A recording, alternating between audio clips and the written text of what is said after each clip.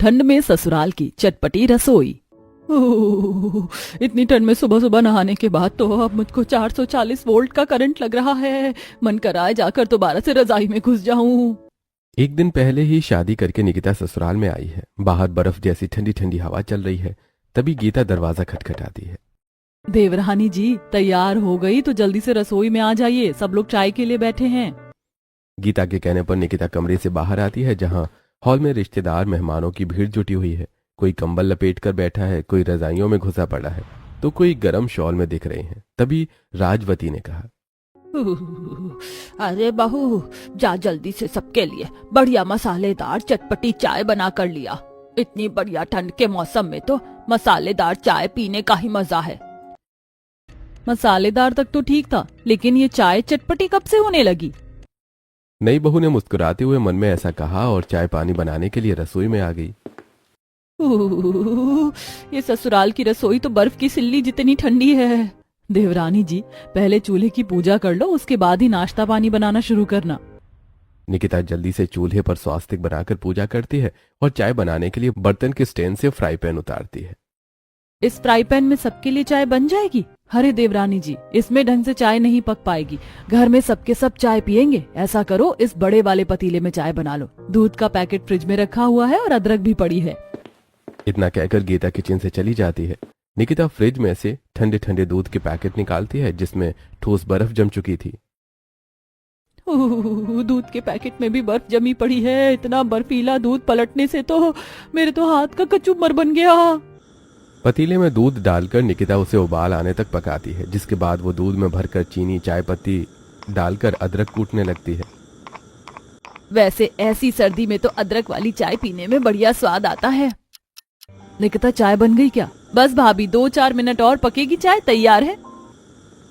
चाय में से खास खुशबू नहीं आ रही। तुमने लौंग इलायची तेज पत्ता वगैरह नहीं डाला था क्या? नहीं तो दीदी, मैंने तो इसमें कोई भी चीज नहीं डाली।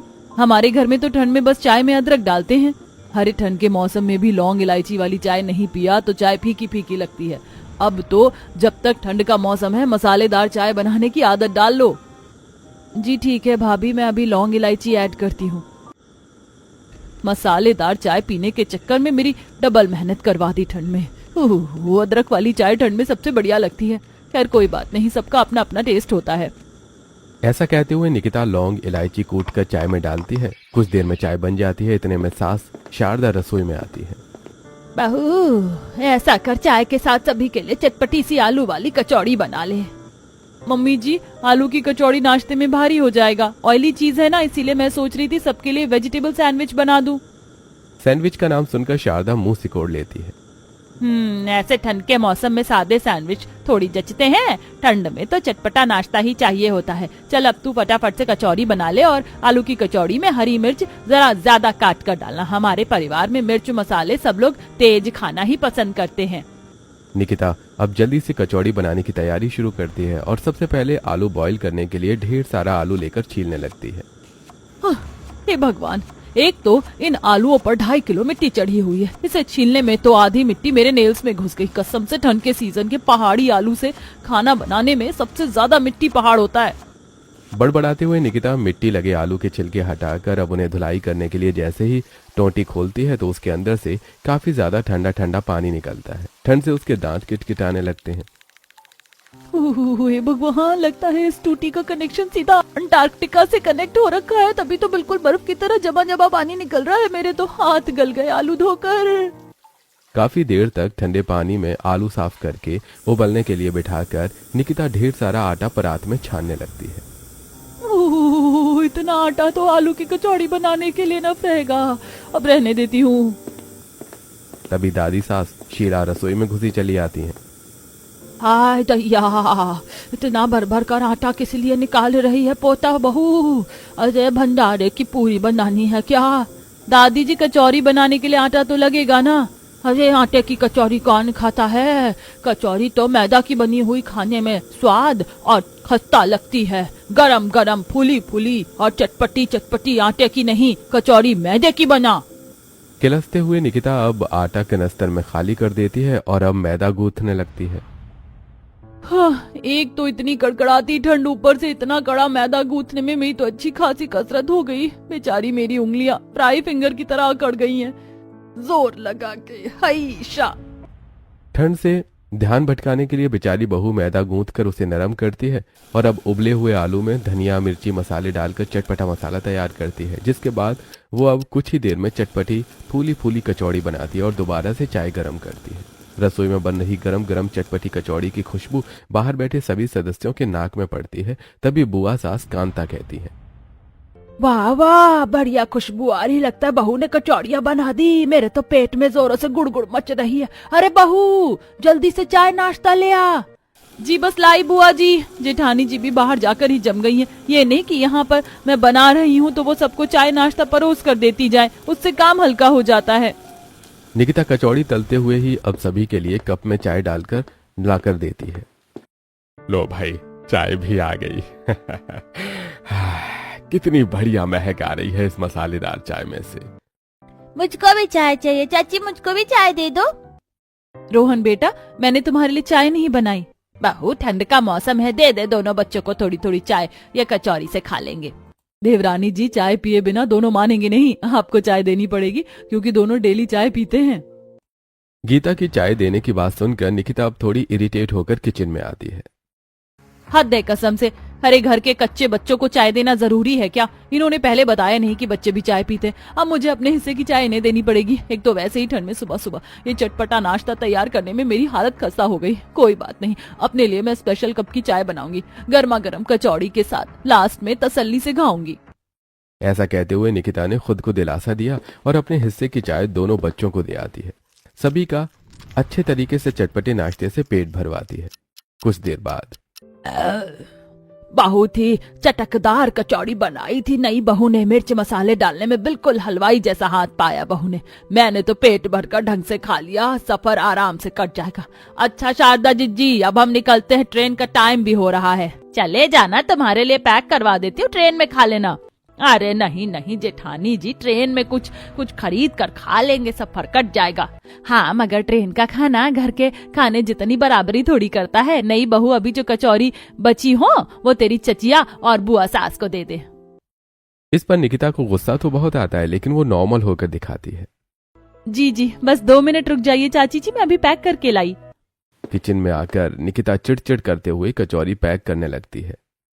मैंने इतनी शौक से मेहनत लगाकर एक कचौड़ी बनाई, सोचा था सबको नाश्ता करवाकर लास्ट में गर्मा गर्म चाय की सिप लेते हुए कचौड़ी खाऊंगी। इस मम्मी जी की मेहमानदारी के चक्कर में मेरे अरमानों पर पानी फिर गया। लीजिए चाची जी। अच्छा तो फिर हम चलते हैं जेठानी जी। अच्छा भाभी, अच्छा भैया, चलती हूँ। ये लो बहू, तुम्हारी पहली रसोई का नेक। थैंक यू सो मच बुआ जी। चलो, कुछ तो पैसा वसूल हुआ सबको खिलाने का।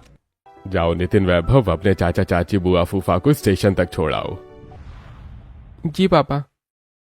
हाय बेचारा मेरा पेट लाउड वॉल्यूम पर खाने को मांग रहा है। एक तो कल शादी में अच्छी तरीके से पेट भरकर खाना नहीं खा पाई थी और आज तो ससुराल की रसोई में मेरे साथ सीन हो गया, कुछ बचा ही नहीं। कोई नहीं, चाय बनाकर कुछ खा लेती हूँ। कांपते हुए रसोई में आकर बहू चाय बनाते हुए कुछ खाने को देखने लगती है, जहाँ दराज में नमकीन बिस्किट भरकर रखे थे।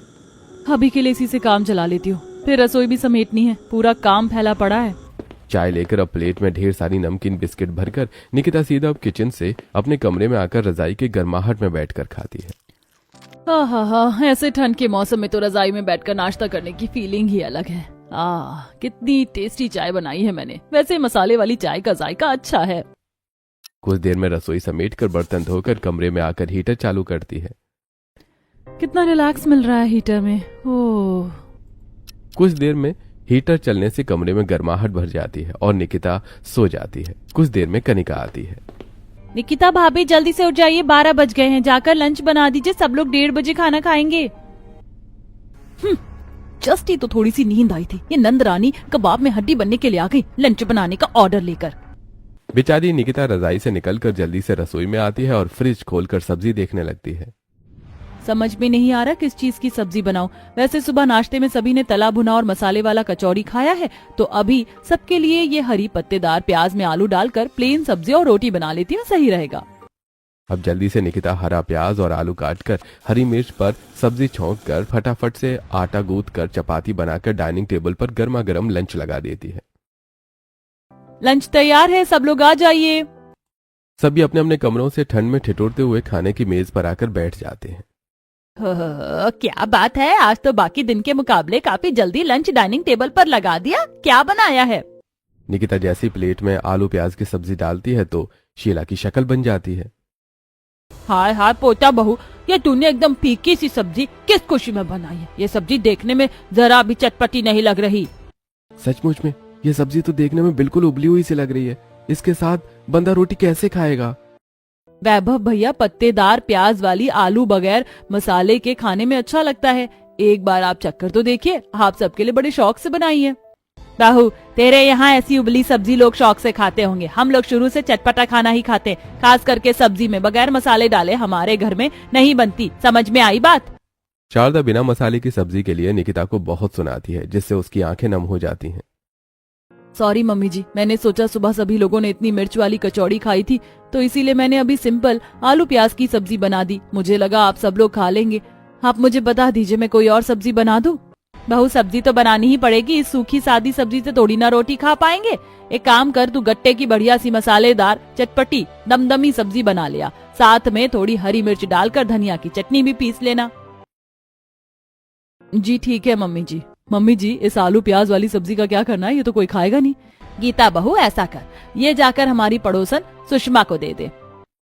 गीता पूरी बाउल की सब्जी लेकर अपने सामने रहने वाली सुषमा के घर आती है, जो कि ठंड में सोफे पर बैठकर साग चुन रही थी। सुषमा आंटी, सब्जी बना ली क्या? अरे अभी तो साग चुन रही हूँ, साग बनाऊंगी। वो दरअसल मम्मी जी ने आलू प्याज की सब्जी भिजवाई है, आप इस्तेमाल कर लेना। वो निकिता ने एकदम फीकी सब्जी बनाकर रख दी और हम तो इतना फीका खाते नहीं। चलो कोई नहीं, मैं रोटी रोटी बना लूंगी। अभी तो काम इसी सब्जी से चल जाएगा, साग शाम को बनाऊंगी। सब्जी देकर गीता घर आती है। वहीं ठंड में निकिता गुस्से में गट्टे की सब्जी बनाती है। ये मम्मी जी को भी लंच में ही गट्टे की सब्जी खाने की चुल मची हुई है। अरे कितनी बढ़िया तो लगती है आलू और पत्तेदार प्याज की सब्जी, लेकिन मेरे ससुराल वालों की हालत कुत्ते को भी घी हजम ना होने वाली है। एक तो सर्दी, ऊपर से ठंड में चटपटी रसोई की सिरदर्दी।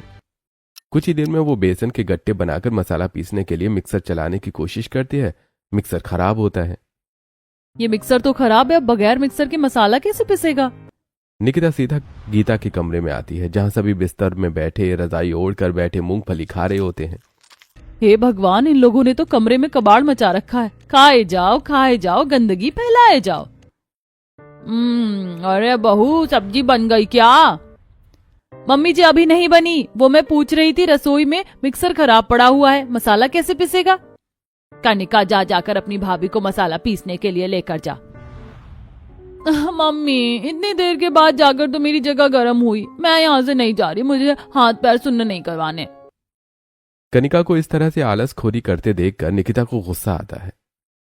सारी ठंड तो इस महारानी को ही लग रही है, बैठे बैठे मूंगफली चरे जा रही है और यहाँ मुझे ठंड में 2-2 बार सब्जी बनवाकर मेरी शामत लगवा रखी है। कोई बात नहीं, तो मेरे साथ चलो, मैं बताती हूँ मसाला कहाँ पर पीसना है। अब गीता निकिता को खुली रसोई में लेकर आती है, जहां मिट्टी का चूल्हा बना हुआ था और सिलबट्टा भी लगा था। ओस की मोटी मोटी बूंद गिर रही थी और बर्फ की तरह ठंडी हवा चल रही थी। जेठानी जी, यहाँ तो काफी ज्यादा ठंडक है। क्या मुझे यहाँ बैठकर मसाला पीसना पड़ेगा? हाँ, क्योंकि सभी लोग सिलबट्टे पर पिसे मसाले की सब्जी ही खाते हैं। इससे बढ़िया सब्जी चटपटी स्वाद की उतरती है और कभी कभी ठंड में चूल्हे की रोटियां बनती हैं। निकिता ठंड में सिलबट्टे पर चटनी और मसाला पीसती है। मोटी मोटी हरी मिर्च पीसने की वजह से उसके हाथ जलने लगते हैं। हाय, इतना सारा भर भर कर मसाला पीस कर तो मेरे हाथों का कोरमा ही बन गया। ऊपर से यहाँ कितनी ठंड लग रही है। थर थर कांपते हुए निकिता मसाला लेकर किचन में आती है और गट्टे की चटपटी सब्जी बनाती है। रसोई में चटपटी सब्जी की खुशबू पूरे मोहल्ले में महक जाती है। वैसे जो भी कहो, सिलबट्टे पर पिसे हुए मसाले में से कितनी बढ़िया सब्जी का टेक्सचर आया है। थोड़ी देर में बहू सबको खाना लगाती है। सब्जी इतनी चटपटी बनी होती है कि सभी उंगलियां चाट चाट कर खाते हैं। अब डाला है ना सब्जी में असली दम। कितनी बढ़िया चटपटी सब्जी बनाई है, बिल्कुल मीट की तरह सब्जी बनाई है, एकदम तीखी। सचमुच सब्जी बहुत ही बढ़िया बनी है। सबसे ज्यादा तो सब्जी की ग्रेवी खाने में मजा आ रहा है, एकदम तीखी तीखी स्पाइसी। वैसे आज तो सब्जी के साथ साथ चटनी भी चटपटी बनी है। मैंने तो चटनी से ही भरपेट रोटी खा ली। सबके खाने के बाद निकिता अपना खाना निकाल कर कमरे में लेकर जाती है। मैं भी तो खाकर देखूं अपने हाथ की चटपटी सब्जी। जैसे ही निकिता सब्जी के साथ एक बाइट रोटी खाती है तो उसके कानों से मिर्च के मारे धुआं निकल जाता है। हे भगवान, ये सब्जी है या जहर? चटपटी सब्जी के नाम पर मेरे ससुराल वाले भर भर कर मिर्ची वाली सब्जी खाते हैं। मुझे तो ऐसा लग रहा है जैसे कि मैंने ठंड के मौसम में शादी करके गलती कर दी। किसी तरह पानी पी पी कर बेचारी खाना खाती है, लेकिन रात तक बेचारी बहू का पेट खराब हो जाता है और वो ठंड में बार बार बाथरूम के चक्कर काटती है। आज तो ऐसा लग रहा है ठंड में गुसल खाने में ही बिस्तर करना पड़ेगा। कहाँ मैंने सब्जी खा ली। गीले हाथ पैर लेकर निकिता रजाई में बैठती है, तभी ठंडे पैर नितिन को लगते हैं। अरे निकिता यार, तुम्हारे पैर बिल्कुल बर्फ की तरह ठंडे हैं, प्लीज दूर करो अपने पैर। इतना कहकर नितिन रजाई मुंह तक ओढ़कर सो जाता है। वहीं निकिता रात भर बाथरूम के चक्कर काटते हुए सर्दी जुकाम हो जाता है। अगली सुबह सुबह सुड़ सुड़ करते हुए ठंडे पानी में बर्तन धोती है। सारा खाया पिया तो रात को ही निकल गया। ऐसा करती हूँ बर्तन धोकर धुली मूंग दाल की खिचड़ी बना लूंगी। इतने में गीता और शारदा ढेर सारा चाप खरीद कर लेकर आती हैं। बाहर बड़ी सर्दी पड़ रही है, पूरा सर ओस से गीला हो गया। मम्मी जी, अभी दिसंबर चल रहा है, दिसंबर में तो ठंड ज्यादा ही पड़ती है। देवरानी जी, आज खाने में चाप की सब्जी तड़का दाल बनाना है और कल खाने में मसाले हल्के थे तो आज ज्यादा डालना। और हाँ, साथ में बढ़िया सा बूंदी का रायता भी बना लेना और उसमें जीरा अजवाइन का बुरादा भी डालना। लगता है जेठानी जी के भेजे का स्क्रू ढीला हो गया। अरे बाहर इतनी कड़कड़ाती ठंड हो रखी है और इनको रायता खाना है। मेरा बस चले तो इनके मुंह में मिर्ची लगाकर बर्फ के टुकड़े डाल दूं। बर्तन धोने के बाद निकिता चाप की सब्जी तड़का दाल बनाने की तैयारी करती है। इतना मसाला तड़का दाल के लिए सही रहेगा और ये मसाला चाप की सब्जी के लिए, इससे ज्यादा नहीं डालूंगी। तभी शीला ठिठुरते हुए बावर्ची खाने में आ जाती है। ये दादी माँ जब देखो खाना बनाते टाइम ही रसोई में क्यों टपक जाती हैं? बहू, अरे बहू दिखा जरा कितना मसाला लिया है तूने सब्जी में डालने को। शीला आंखें जमा जमा कर मसाले वाले बर्तन को देखने लगती है। अरे बहू, 2 सूखी मिर्च से क्या होगा, इसमें और मिर्ची भरकर डाल तभी सब्जी चटपटी बनेगी। जब तक सब्जी में से मिर्च की धांस ना फैले खाने में चटपटापन नहीं पता चलता। निकिता गुस्से में बौखलाकर बर्नी से ढेर सारी मिर्च ले लेती है और फिर एक बार फिर ठंड में चल रही बर्फीली हवा में बैठकर मसाला पीसती है, जिसमें उसके हाथ आज बुरी तरीके से लाल पड़ जाते हैं और वो रोते हुए सब्जी बनाती है। पता नहीं कैसे ससुराल वाले मेरे अपने स्वाद के चक्कर में बिल्कुल भी तरस नहीं खाते। खुद तो किसी भी ठंड में रजाई नहीं छोड़ी जाती और बहू को दिन भर रसोई में चटपटा खाना बनवाने में लगा कर रख दे जैसे कि मैं हलवाई हूँ। बेचारी हाथों की जलन को कम करने के लिए ठंडे पानी में हाथ डालकर रखती है। वहीं मसाले की मिर्च भरी महक पूरे मोहल्ले में फैल जाती है, जिससे बालकनी में कुर्सी लगाकर चाय पी रही कमला को छींक आती है। हच्चू हच्चू। हे भगवान, एक तो ये शारदा बहन के परिवार वाले ठंड के मौसम में बालकनी में थोड़ी देर बैठना भी मुहाल कर देते हैं। अरे ठंड का मौसम चालू होते इनकी चटपटी रसोई शुरू हो जाती है, दिन भर धांस मचती है। गुस्से में भरकर कमला शिकायत करने आती है। अरे ओ शारदा बहन, ऐसा भी क्या खाना बनाते हो तुम लोग अपने घर में जो जब देखो तुम्हारी रसोई से मिर्च की धांस आती रहती है। कमला की बात सुनकर शीला उससे झगड़ जाती है। हम जो मर्जी बनाकर खाएं, तेरे क्यों खाज खुजली मच रही है? अरे ओ अम्मा, ज्यादा मत बोलो। अरे मोहल्ले में तुम्हारा ही घर अनोखा नहीं है कि घर में खाना बनता है। अरे हमारी भी रसोई में खाना पकता है लेकिन किसी को पता भी नहीं चलता। तुम लोगों ने नाक में दम करके रख दिया है।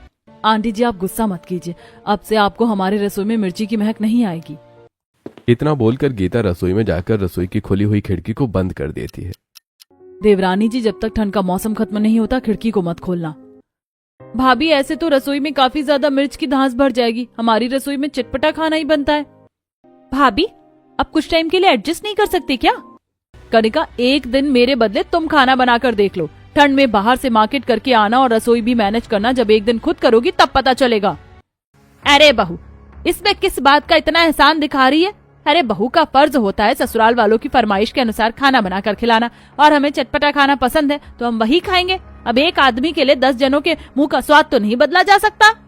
ऐसे ही वक्त गुजरता है। रात निकिता को रसोई में ठंड में खाना बनाते देखकर नितिन को अब अच्छा नहीं लगता। लगातार चटपटा खाना बनाने में हर बार निकिता को भर भर कर मसाले पीसना पड़ता, जिसके चलते उसके हाथों से फंगस हो जाता है।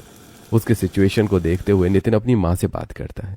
मम्मी, ये क्या मतलब है? निकिता जब से शादी करके आई है वही रसोई में अकेले खाना बनाती रहती है। अरे भाभी को उसकी थोड़ी बहुत हेल्प तो करवा देनी चाहिए ना। इतने में गीता आग में घी डालते हुए कहती है, देख लीजिए मम्मी जी, देवरानी जी को 4 दिन खाना बनाते खिलाते क्या हुए, देवर जी को दिखने लगा। और मैं इतने सालों से ठंड के मौसम में सभी को उनकी फरमाइश और मनपसंद का खाना बनाकर खिलाते आ रही हूँ, तो मेरे टाइम में किसी को नहीं दिखा। भाभी मैंने मना थोड़ी किया है कि आपने हम सभी को बनाकर नहीं खिलाया, लेकिन पर आप उसकी थोड़ी बहुत तो हेल्प कर सकते हो ना, जैसे कि आटा गूंथना और सब्जी काटना हो गया। क्यों, उसको क्या एक सब्जी काटने और आटा गूंथने में जोर आ रहा है? अरे जब मैं शादी करके आई थी तो 20-20 जनों का खाना अकेले बनाकर परोस कर खिलाया है, वो भी चूल्हे पर। तेरी बीवी को तो फिर भी गैस पर बनाने का आराम है। नितिन इसके बाद कोई बात नहीं करता और ऑफिस चला जाता है। ऐसे ही 2-4 दिन गुजर जाते हैं। फिर एक दिन, माँ, आज मेरे बॉस ने मुझे और निकिता को डिनर पर इनवाइट किया है, तो निकिता तुम तैयार हो जाना। मगर भैया, अगर भाभी आपके साथ डिनर पर चले जाएंगे तो फिर रसोई कौन संभालेगा? ये तो जैसे मेरी खुशी के बीच में टांग अड़ाए बिना रह नहीं सकती है। नितिन जी आप चले जाइएगा, वैसे भी मेरा खास मन नहीं है जाने का। निकिता तुम मेरे साथ डिनर पर चल रही हो, और रही बात एक दिन खाना न बनाने की, तो आज का खाना भाभी बना देंगी। इसी के साथ बात खत्म हो जाती है। कुछ ही देर में निकिता तैयार होकर नितिन के साथ घर से बाहर निकलती है, जहां वो उसको एक ढाबे पर लेकर आता है, जहां ठंड का स्पेशल खाना बिक रहा था, जैसे कि सरसों का साग, मक्के की रोटी। नितिन जी आपने तो कहा था कि आपको बॉस के यहाँ डिनर पर जाना है, आप मुझे कहाँ लेकर आए हैं? निकिता मैं जानता हूँ तुम अभी तक मेरी फैमिली में एडजस्ट नहीं हो पाई हो, क्योंकि हम लोग चटपटा खाना खाते हैं और इसीलिए तुम कभी भी अच्छे से खाना नहीं खाती। इसलिए मैं तुम्हें डिनर करवाने के लिए यहाँ लेकर आया हूँ, तुम अच्छी तरीके से खाना खा लो।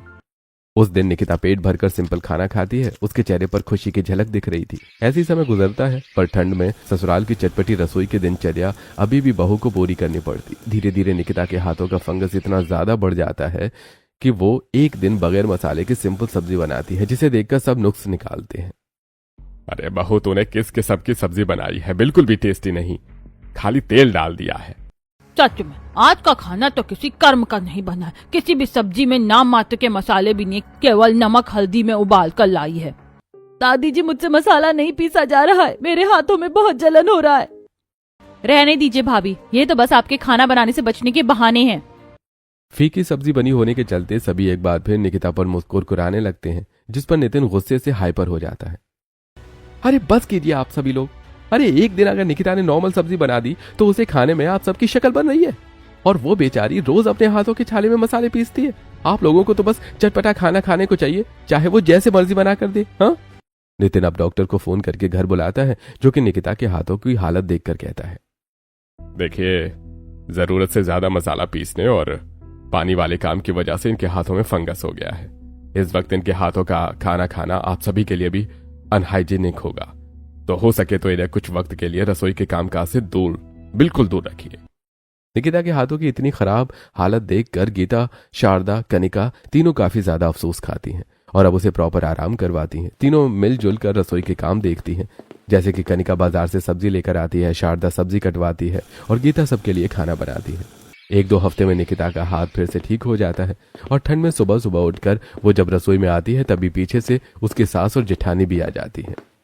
मम्मी जी, भाभी, अब मैं ठीक हो गई हूँ, आप दोनों को खाना बनाने की जरूरत नहीं है, मैं कर लूंगी। नहीं बहू, यदि हमने शुरू से तेरा हाथ बटाया होता तो तेरे हाथों की हालत इतनी खराब नहीं होती, और वैसे भी मिलजुल कर काम करने से जल्दी हो जाता है और मन भी लगता है। चल मुझे सब्जी दे दे, मैं सब्जी काट देती हूँ और मैं आटा गूंथ देती हूँ, तब तुम बना लेना। अपनी सास और जेठानी को रसोई में मदद करवाते देखकर निकिता को काफी ज्यादा अच्छा लगता है। वहीं ठंड में चटपटी रसोई में वो सिंपल खाना भी ऐड करते हैं, जिसे निकिता भी पेट भरकर खाना खा पाती है।